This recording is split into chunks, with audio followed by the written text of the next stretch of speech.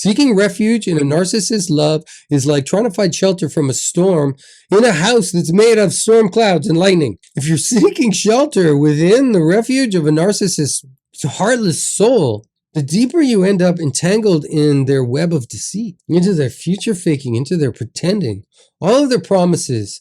Years later, you look back and goes, where is this? Where is that dream home? Where is my dream car? Where are those vacations that we were supposed to take? Why is my bank account suddenly empty? How many more useless trinkets and toys can you possibly buy on Amazon? Honestly, these savings, these are my life savings. And they're just being sucked up into just momentary gratification for a narcissist. Intimacy is that sacred dance of souls. And within a narcissistic relationship, it gets contorted under the just narcissistic influence, under narcissistic crazy mind-bending nonsenseness. What we thought was love suddenly turns into a trap, and it's just the hook, that love, that hooks us into their manipulation. And the narcissist attaches strings to intimacy. Who does that? Who attaches strings? Giving and taking and turning it into manipulation. Using everything. Even sex can become a weapon. Intimacy becomes something that we have to trade for? Really? It's like a Shakespearean tragedy where the story begins with love and just ends with something just so messed up, so distorted. It's like a candy heart Valentine. After years, it's just become moldy and stinky and just disgusting and completely unedible and not fit for human consumption. God, toss that away. And when a narcissist exposes all your secrets and does their whole smear campaign, throws all your vulnerabilities out in the open, there's just this painful dance with the narcissist that lays bare the truth of our own humanity. And this is a very painful dance the narcissist does. And what they end up doing is just bearing the truth of our own humanity. And the truth is that we are human, which means we are not perfect, which means we are really human. And that actually exposes the narcissist as being inhuman. Can you see the difference? No, we're not invincible superheroes. Only the narcissist is invincible superheroes with answers to everything. Excuses for whatever. We, on the other hand, are real. We're complex beings with flaws and vulnerabilities. The narcissist exploits these because our humanity is what they see as a weakness.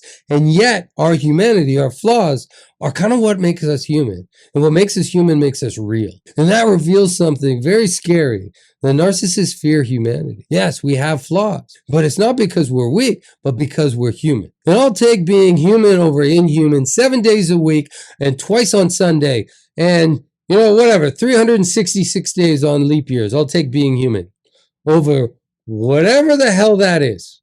No, thank you. Whatever that narcissist is, it's really messed up. It just can't be real. The unraveling of a narcissistic relationship, it's okay. It's okay. Things get messy. They're going to get messy, and there's going to be hurt, and there's going to be pain, there's going to be suffering. I get it. I really get it. And this is a point in the relationship where we can raise our metaphorical lightsaber to just our shared journey of understanding, of resilience, of growth. And in the end, it's not just about defeating the narcissist. It's about embracing our imperfections and finding strength in our vulnerability. And I hope that you see that the bravery and the courage that it may take to overcome these emotional battles that eventually will lead to victory. Because God knows you deserve victory after all of this mess. And here's the thing, as messy as that gets, if you can get through that mess and come out the other side, really, what is there that you can overcome? For many of us, overcoming a narcissistic or toxic relationship, especially one that you've been involved with for years and years and years, can be one of the most difficult and challenging things we ever have to do. But what does that mean? That means we have to rise to the occasion. It means we have to rise to the challenge. And if we can rise to that challenge, if we can overcome that challenge, then we can overcome the next, then we can overcome the next one, and the next one, and the next one. And before you know it, we've got thousands of followers and hundreds of videos online, and people are actually getting it. And our communities are growing. And all of a sudden, thousands of people are now on your side that understand the chaos and that you went through. And they see who the strong one is. It's incredible. It really is. And sure, maybe you remember the days when the narcissist's affection was just flowed like a never-ending stream. You felt like a cat just basking in a sunbeam, just soaking up all of the rays, all of the love, all of the affection, all of the emotions just coming at you, making you feel so good, making you feel so wonderful. But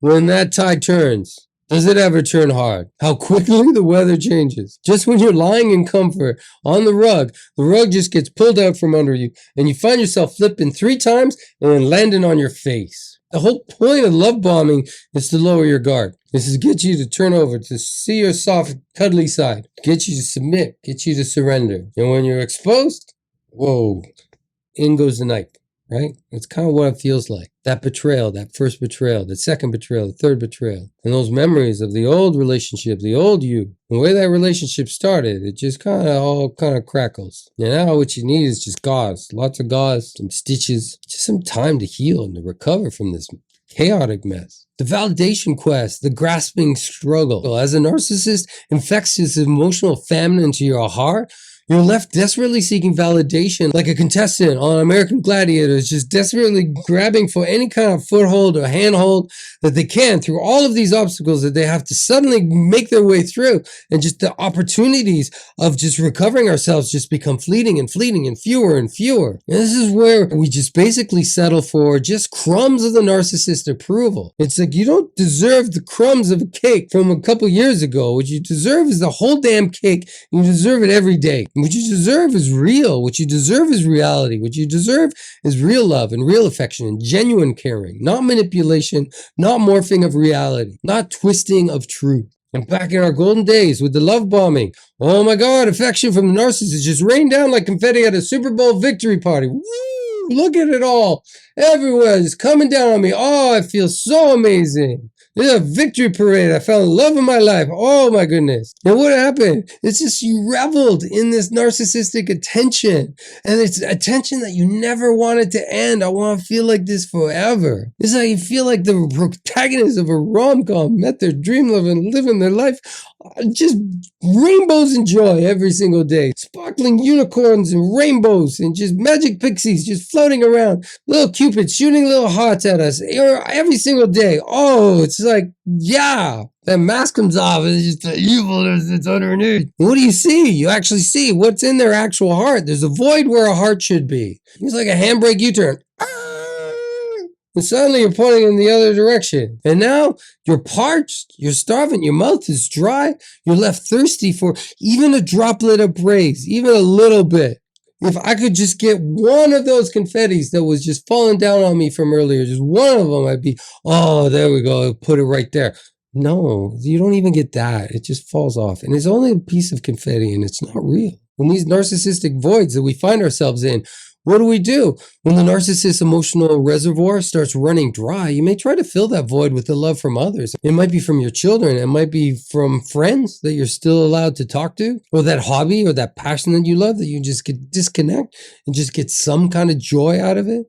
Or maybe it's, zoning out on, Narcovery videos, or just YouTube clips, or, Facebook shorts. Go one after another. Or maybe it's endlessly scrolling on, Amazon, trying to find that perfect thing to make my life happy because there's such a void here. Oh, that's what I need. Potholder cozies, because my potholders need cozies on top of them. It's very important. That'll give me joy. I will for like a second.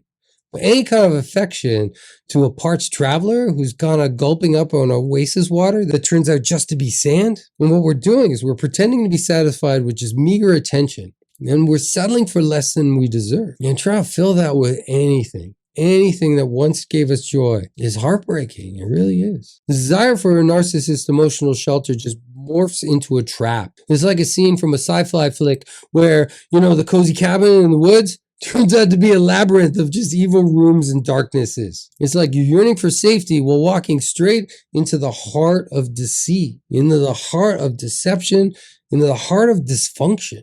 Intimacy, which was once the realm of emotional truth and connection, becomes this distorted mirror under which the narcissist just kind of uses, controls, and manipulates. Traditionally, physical closeness, it's seeking emotional honesty, but with a narcissist, it's different.